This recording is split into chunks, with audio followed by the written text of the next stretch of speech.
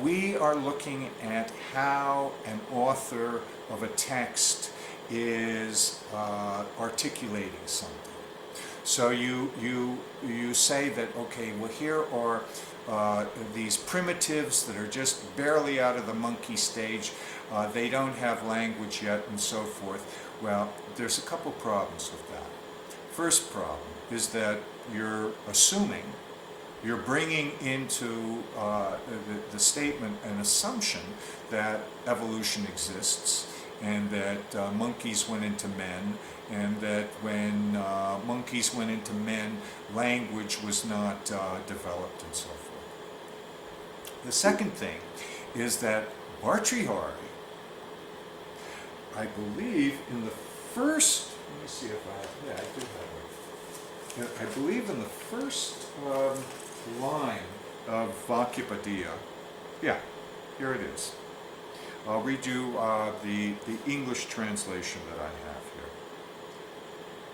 That beginningless and endless one, the imperishable Brahman, of which the essential nature is the word, which manifests itself into objects, and from which is the creation of the universe.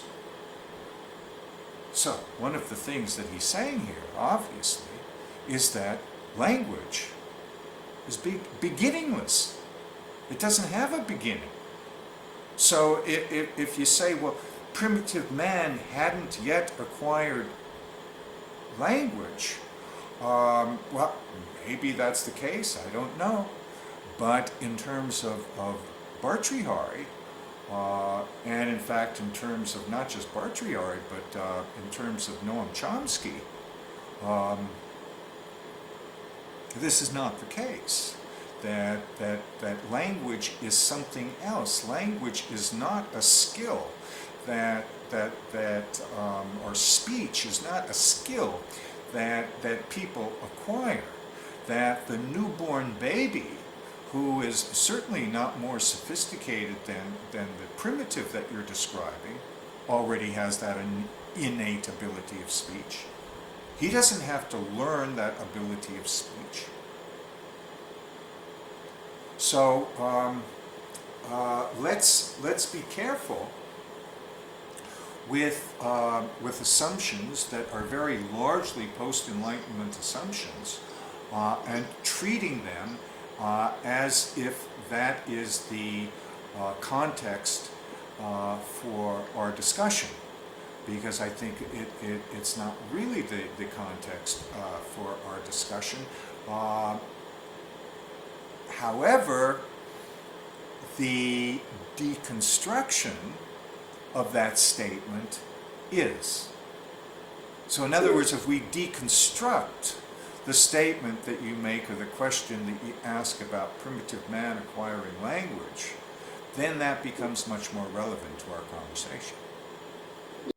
Just to discuss Bhartrihari seriously, I think anything short of a year or two to discuss Bhartrihari is not really dealing adequately with the subject.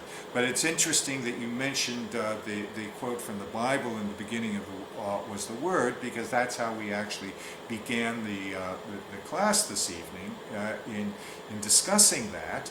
And whatever it means, it is certainly foundational to how we in Western cultures would think about speech and language. It's very foundational. As I mentioned earlier on, Bhartrihari breaks with that. Even if one could make an argument that the Advaitins